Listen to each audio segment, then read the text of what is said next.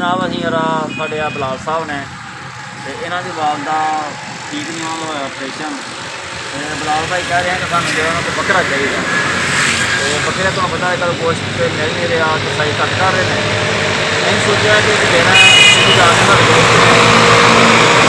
उन्होंने जाके लैने बकरा, पूरा बकरा ही ले लेंगे बाद जितने जरा लाल करके तो फ्रिज रख लाँगे तो थोड़ा थोड़ा करांगे इस्तेमाल।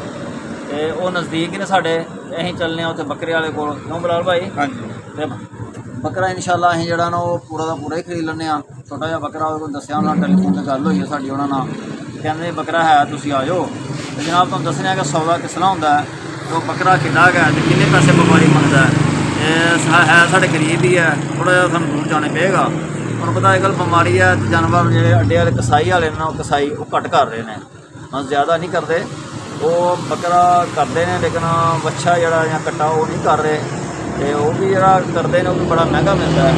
नहीं सोचा जनाब वो अं पूरा का पूरा ही लिया लिता जाए तो उन्होंने आपे लाल करके तो जनाब उन्होंने अं जरा ना करके तो फ्रिज रखांगे।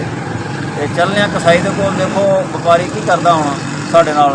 तो जनाब लैने बकरा वो तो तुम दसना किस तरह होंगे। सौ डेरे से माशाल्लाह डेरा है इतने जनाब वो बकरा है। और पिछे मैं जनाब व्यापारी साहब जो बकरा लैके खलोते हुए हैं, चार रहे इन्होंने। इतों हम देखना अं बकरा के सानू किन्ने का देंगे ने की इन्हों का रेट ने, क्योंकि रेट तो अजकल बड़े ने बकरियां के, लेकिन इन्होंने देखना कि सानू की रेट लाते हैं। बकरा जो ना कोई ज़्यादा वड्डा तो नहीं नज़र आ रहा। और देखो कैमरा मारो जी, बकरा जो ना दूर जो नज़र ते आ रहा लैके खलोते हुए हैं। तो देखो हम की मंगते हैं किस तरह जनाब साढ़े नाल होंदा सौदा। सौदा जनाब बड़ा खिच खिचा के होएगा, थोड़े सामने होएगा। तो देखने की करते हैं जो व्यापारी साहब साढ़े नाल जी। बिल्कुल बकरा जे, अस्सलाम वालेकुम जी, है जनाब बकरा है।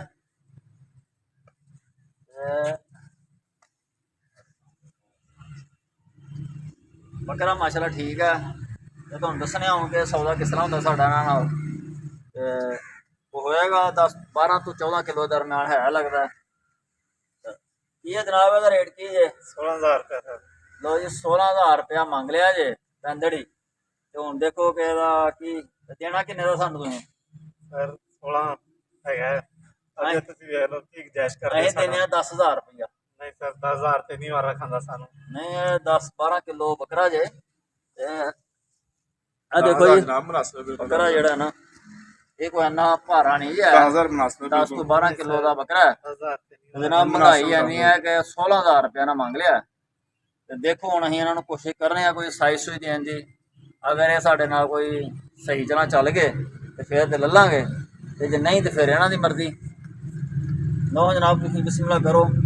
रुपया तो देने 12,000। वेख लो जनाब तुसीं सानू घाटा पवा रहे हो। सही है जी। लो जी हेलो जी हाँ जी 12,000 रुपये सौदा कर। चलो 12,000 ठीक है ठीक है जी। लो जी साढ़ा इन्होंने कोई अन्ने ज़्यादा इन्होंने, क्योंकि ज़्यादा नहीं है भारा, ज़्यादा नहीं, कोई 10 किलो का ही होएगा। तो इन्होंने कोई ज़्यादा नहीं किया जान, सानू इन्होंने लुट लिया। तो 12,000 रुपये साढ़ा हो गया इन्होंने सौदा। तो देखो हम इंशाल्लाह इन्हूं असीं लै जाएंगे तो इन्हूं जाके बनने तो इन्होंने बाकी इन्हों का रह गया बस बकाया जो इन्होंने शाम को दे देवांगे।